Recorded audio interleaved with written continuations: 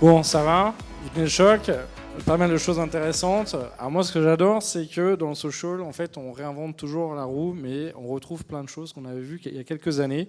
Donc là, on va parler de marketing conversationnel. Et je ne sais pas si vous vous rappelez, pour les plus vieux de la salle, en 99-2000, pour les débuts du web, on a eu un livre qui s'appelait le Clue Train Manifesto, et c'était, en gros, les marchés sont des conversations. Et en fait, les marques ont commencé à se rendre compte. On a toujours eu du public, on a toujours eu des clients ou des prospects, mais finalement, cette idée d'engagement, de conversation, de marketing conversationnel, finalement, ça a démarré à cette époque-là. Alors après, évidemment, plus la vitesse de la bande passante, les réseaux, la connectivité, le mobile, le smartphone et tout ça ont facilité les choses. Mais finalement, voilà, on en est 20 ans après maintenant, à reprendre ce thème-là avec effectivement 3 marques, 3 entreprises qui ont une vraie communauté et qui utilisent entre autres les réseaux sociaux. Et sur les réseaux sociaux, effectivement, depuis quelques années, on nous a beaucoup parlé de chatbots, avec quelques beaux succès et beaucoup de déceptions, parce que des fois, effectivement, la technologie n'était pas toujours au niveau de ce qu'on pouvait attendre. Alors déjà, on va démarrer avec l'équipe. Emmanuel, alors, on connaissait Ronaldo, maintenant il y a Boltado, le chatbot que vous avez lancé. Justement, on pourrait être un peu surpris en se disant tiens, l'équipe lance un chatbot, c'est pas, enfin, vous vendez pas forcément quelque chose pour faire du SAV en premier. Alors quand on est un média, justement, avec des journalistes, avec de l'humain, et on parle d'événements humains, comment et pourquoi on se met à utiliser un chatbot? Est-ce que tu peux nous en dire un tout petit peu plus? Oui, bonjour à tous. Donc Botaldo qu'on a lancé là, il y a quelques semaines. En fait, l'idée elle est venue de quand on regarde un match avec ses copains, avec sa famille, quand on discute avec ses copains, on a toujours une question, on se pose. Mais au fait, Cavani, combien de buts il a marqué cette saison? Il jouait où la saison dernière? Enfin, voilà. Et aujourd'hui, le réflexe premier, c'est d'aller sur Google, et Wikipédia, globalement, nous donne l'information, l'équipe de temps en temps, mais c'est souvent Wikipédia. Et aujourd'hui, sur notre site, on a toute cette donnée-là, notamment sur la Ligue 1, le championnat de France, on l'a depuis le début du championnat de France professionnel, donc dans les années 20. Et on s'est dit, mais en fait, et c'est difficilement accessible, enfin, ça demande une recherche qui n'est pas évidente pour l'utilisateur. Et nous, on a vu le chatbot comme un service qui va simplifier la vie du fan de foot pour, je vais poser ma question et il va me donner l'information tout de suite. Donc, combien de buts a marqué Cavani lors de la saison 2017-2018? Et le chatbot lui répond avec un certain nombre d'éléments pour essayer de faciliter cette discussion pour que l'échange se fasse bien. Donc, c'était vraiment ça l'idée de départ. Et on y reviendra sûrement, mais nous, c'est qu'on voit l'équipe comme un compagnon du fan de sport. Aujourd'hui, on traite l'avant-match très bien, on traite l'après-match très très bien, que ce soit dans le journal, à la télé ou sur le site. Pendant le match, les gens regardent la télé et pas sur la chaîne L'équipe, notamment pour les sports les compétitions les plus importantes. Donc c'est comment l'équipe a également sa place pendant le match. Et nous, notre ambition avec notre chatbot, c'est demain que le commentateur ne vous donne pas la bonne stat et la bonne info sur le joueur qui vient de marquer un but. Botaldo peut vous le donner. Alors on reviendra avec Adélaïde tout à l'heure sur le cas Air France, parce que je pense à Air France avec SNCF, vous étiez un peu dans les deux best practices en chatbot, à avoir du transactionnel et aller assez loin dans la démarche jusqu'à avoir le boarding pass, etc. Mais alors justement, quand on est un média, qu'est-ce qu'on attend derrière? On voit bien que du coup, là, vous passez un peu du push à du pull. Finalement, je me mets à disposition et je reprends finalement mes datas ou mes infos pour pouvoir les rendre accessibles 24 sur 24, 7 jours sur 7. En termes de résultats, concrètement, tu as quelques chiffres à partager ou par rapport à vos expériences? C'est vraiment, on tente une expérience, c'est nouveau pour nous, hein, c'est une expérience qui est nouvelle. On souhaite après le développer, parce que là on y croit beaucoup, c'est avec la voix. Aujourd'hui il est uniquement texte, donc on y croit beaucoup avec la voix et de pouvoir interagir avec... Voilà, on avait déjà lancé quelques services sur Google Home qui le faisaient déjà, mais là on est allé assez loin. Aujourd'hui c'est 20 000 conversations en un peu plus d'un mois de lancement, avec un taux de satisfaction, enfin en tout cas qu'on mesure, qui est de 80%. Donc 80% des questions posées par les utilisateurs, ils ont obtenu la réponse, et en tout cas dans le cheminement, on leur pose la question et on a bien répondu à leurs questions. Donc voilà, c'est... Et tu as vu plutôt mobile, plutôt desktop? Ouais, mobile? Alors nous on a un usage à 80% mobile, donc on l'a pensé pour le mobile. Et... Voilà, donc après, honnêtement, on découvre ça, on va voir ce que ça donne. Je ne sais pas où ça va nous emmener. Et donc les projets pour l'année prochaine, c'est de le pouvoir interroger l'application L'équipe vocalement pour pouvoir lui poser ces questions-là, et puis après le développer à d'autres sports, à d'autres compétitions, parce qu'aujourd'hui c'est restreint à la Ligue 1. On a une base de données qui est très riche. Voilà. C'était aussi, tu parlais tout à l'heure des journalistes, et voilà, c'est en fait toute cette Ils n'ont base pas de eu peur données. d'être remplacés en se disant non mais tu vas Non, nous mettre de non, l'IA parce à que la c'est de place. C'est autre chose, c'est un nouveau service. C'est vraiment de l'information factuelle, un résultat, un chiffre, une stat, etc. Et c'était la richesse de notre base de données qui a été saisie par nos journalistes depuis très très très très longtemps. En fait, on l'exploitait peu ou pas C'est assez. valoriser finalement Voilà, ces archives exactement. et c'est pas faire automatiser ce qu'on faisait Non, déjà. c'est Finalement, simplifier et pour laisser encore plus de temps aux gens pour lire l'analyse, pour lire l'article, pour regarder la vidéo. Alors Adélaïde, toi tu es directrice des médias sociaux chez Air France, donc juste ça, ça veut dire qu'à chaque fois qu'effectivement il y a des problèmes de météo, de grève de chez vous ou pas de chez vous, puisqu'un aéroport c'est tout un écosystème avec ADP, des aiguilleurs du ciel, vous, bon des fois le métro pour aller à l'aéroport, et donc du coup on imagine que ça doit être un truc de dingue, parce qu'en fait vous avez des voyageurs de tous les pays, dans plein de langues, qui veulent des infos tout de suite maintenant quand l'avion est décalé ou qu'on n'est pas sûr de sa porte, etc. Donc concrètement, comment vous êtes arrivé chez Air France, on va dire, aux médias sociaux, et c'est un petit peu quel rôle dans cet aspect marketing conversationnel? On imagine bien, il y a le support client, mais il y a aussi toute cette idée de d'aller faire du marketing, d'aller toucher les gens sur ces réseaux. Alors effectivement, un truc de dingue, c'est ça, surtout en ce moment. En fait, le conversationnel chez Air France, ça passe effectivement très majoritairement sur les médias sociaux.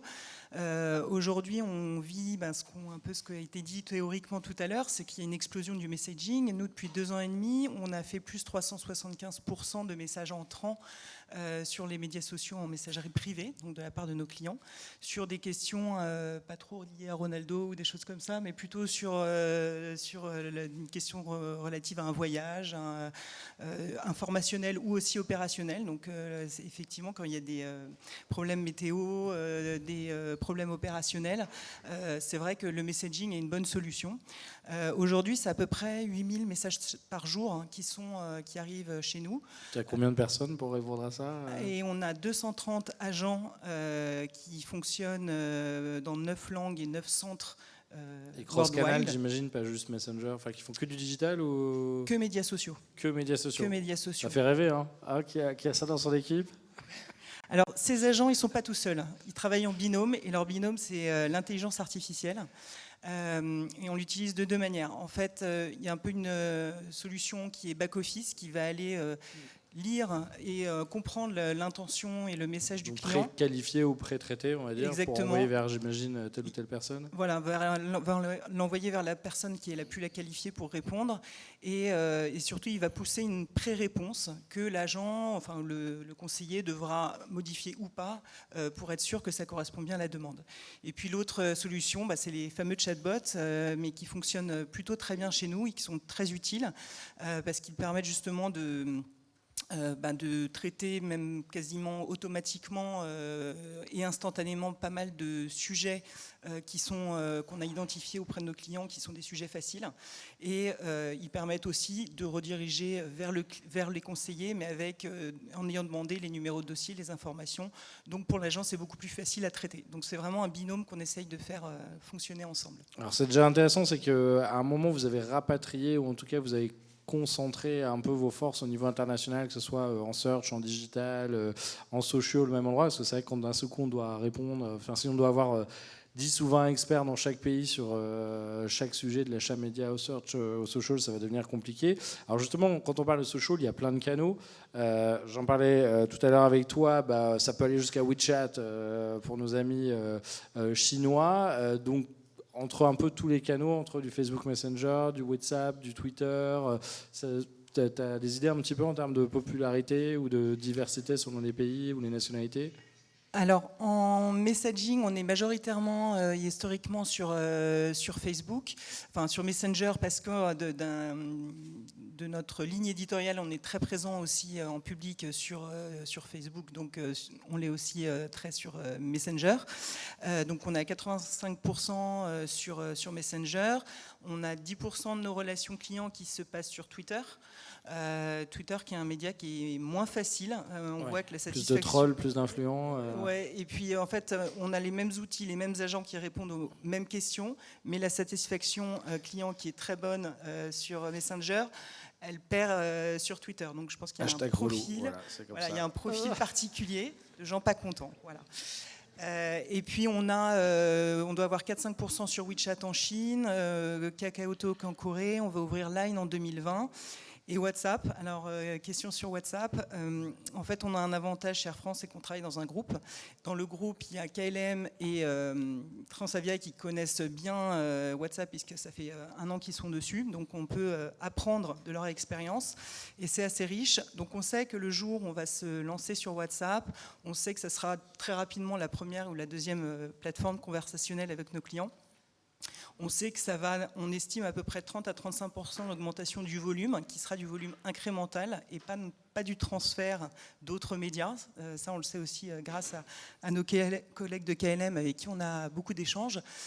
Et on sait aussi que le niveau d'exigence en termes de délai de réponse sur WhatsApp est bien supérieur à tous les autres canaux.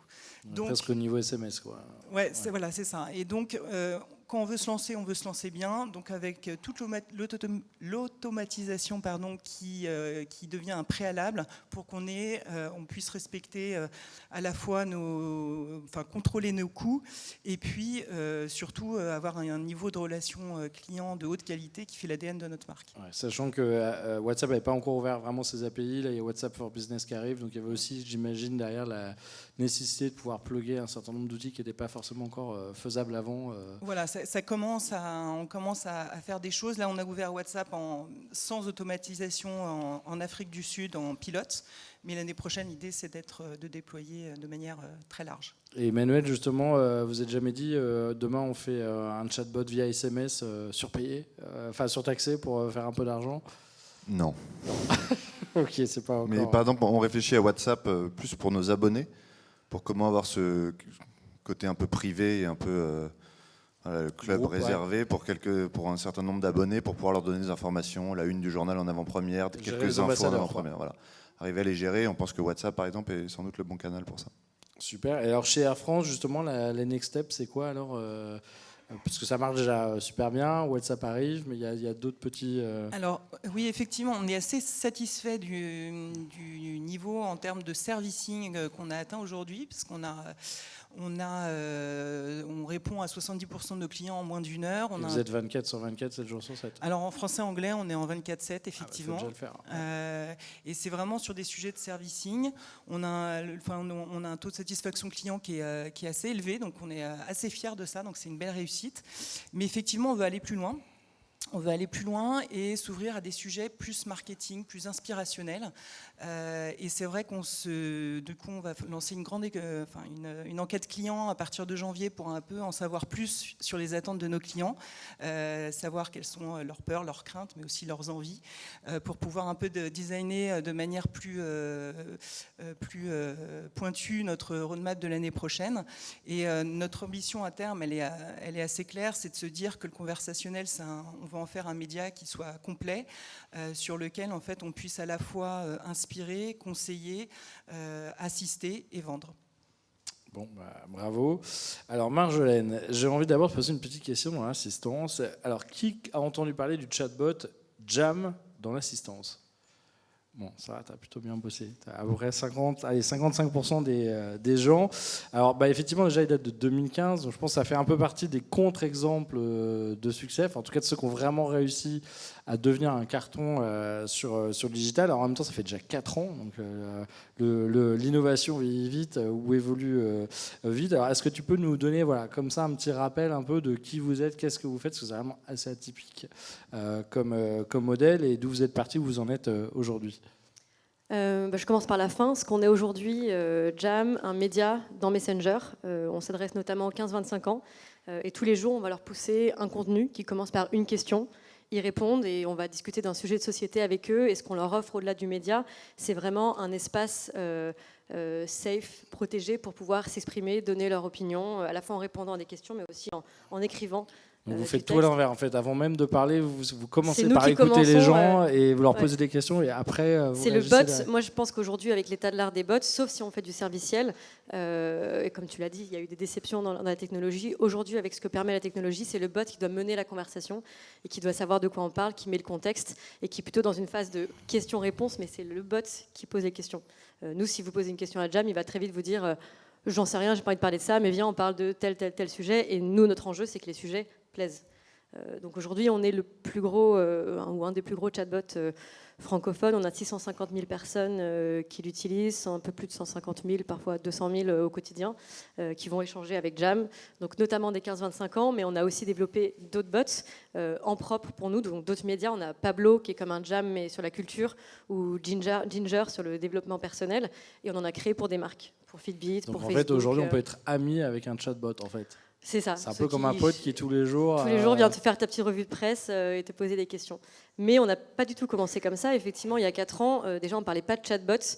C'était un peu plus féerique. On parlait d'applications invisibles. Donc, c'est un peu plus mignon que des le audiences chatbot. invisibles aussi. Voilà, des audiences. Mais pour le coup, en fait, on a commencé au départ, nous, avec une application mobile. On s'est rendu compte qu'il fallait qu'on arrête et qu'on rentre vraiment en conversation avec nos utilisateurs. C'était des étudiants à l'époque.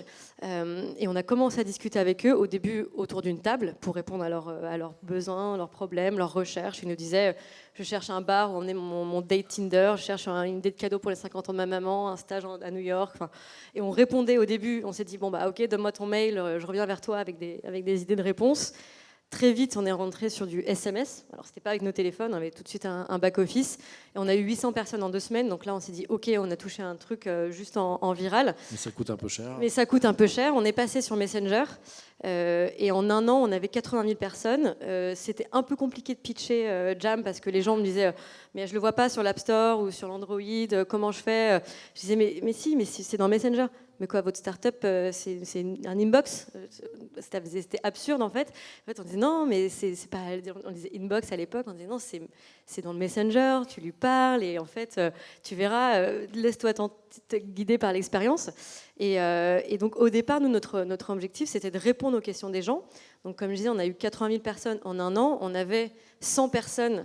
Donc on n'est pas Air France, donc pour nous 100 personnes c'était énorme dans le monde entier qui se relayaient pour répondre aux questions H24, 7 jours sur 7 et à un moment on a atteint un palier, on s'est dit oui on a un super back-office qui nous permet d'avoir ce binôme humain-machine qui classifie, qui préécrit des réponses, qui arrive à guider l'humain et à lui faire gagner beaucoup de temps, donc on arrivait à trouver des propositions d'appartements, de stages, de jobs, de bars en 20 à 30 secondes au lieu de quelques minutes.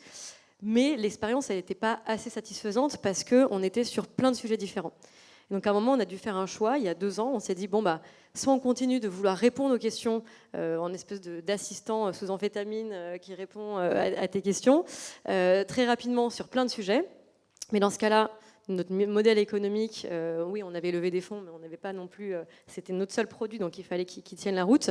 Soit on devait faire payer le service, et donc aller sur plutôt une conciergerie un peu de niche, soit, et c'est ce qui nous excitait le plus intellectuellement et pour l'aventure entrepreneuriale, on voulait avoir quelque chose qui ait encore plus d'impact, et dans ce cas-là, il fallait rester gratuit, et on s'est dit, bon, bah, on va inverser le truc, on a fait un peu un pas de côté, on a dit, bon, bah, on reste sur le chatbot parce que les gens veulent nous parler, les gens adorent le ton de Jam, la personnalité de Jam, on reste sur la conversation, on ne veut pas créer une application, mais dans ce cas-là, c'est nous qui devons mener la conversation.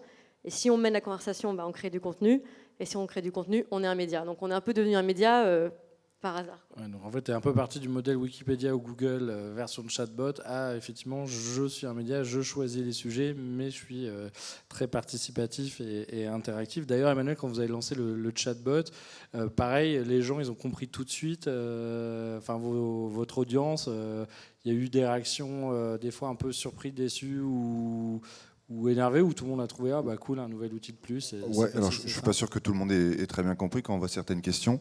Après, où en est mon abonnement à l'équipe? Ils s'amusent tous à essayer de coincer le chatbot. D'accord. Je pense que c'est le premier réflexe qu'on a déjà que vous avez réussi après une bonne question. Mais non, j'ai l'impression que ça a l'air d'être quelque chose qui est assez compris.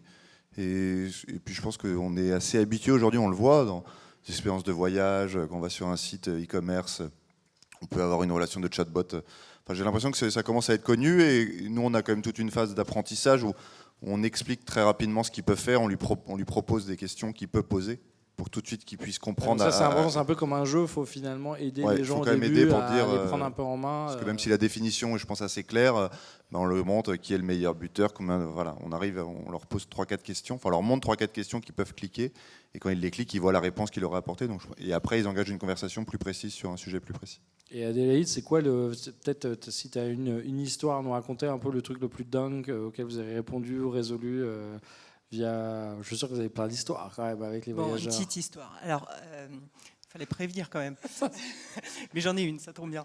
C'est l'histoire de Marcel. Marcel, elle essayait de prendre une carte jeune. Une carte senior, comme son nom l'indique, sur notre site, et puis ça buguait. Et du coup, en fait, c'est son fils du coup qui s'est occupé d'elle, qui nous a remonté un petit peu l'info. Puis en fait, on a compris pourquoi ça buguait, c'est qu'elle avait 100 ans. Et c'était pas prévu. On n'avait pas prévu que les centenaires avaient super envie de voyager avec nous.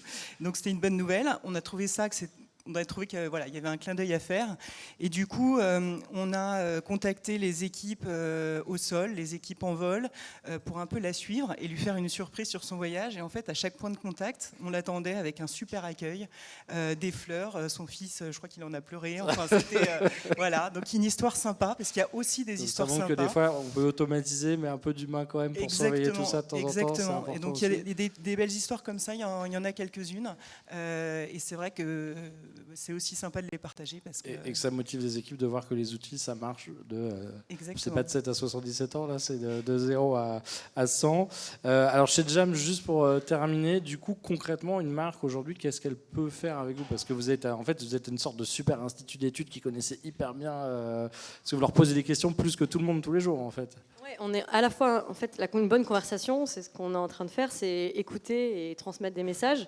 Et donc on a effectivement ce côté institut d'études un peu atypique où tous les jours on pose des questions, des dizaines, des centaines de questions à ces jeunes qu'on arrive à redresser pour avoir des panels représentatifs. 200 000 jeunes, ça commence à faire un beau panel. 600 000, 200 000 par jour, on arrive à avoir en tout cas aller les chercher. Et donc on fait des panels pour aller répondre à des questions de société ou des questions des post-tests sur une marque, sur une notoriété, sur une opération, une hypothèse, etc.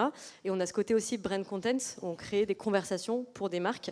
Par exemple, pour Air France, pour le chatbot d'inspiration, Jam parlait du chatbot en le présentant en disant « Tu connais ma nouvelle pote, tu peux lui parler ». Et donc en plus, c'était des gens qui étaient déjà affinitaires avec le chatbot et qui allaient... donc c'était pour la campagne d'acquisition.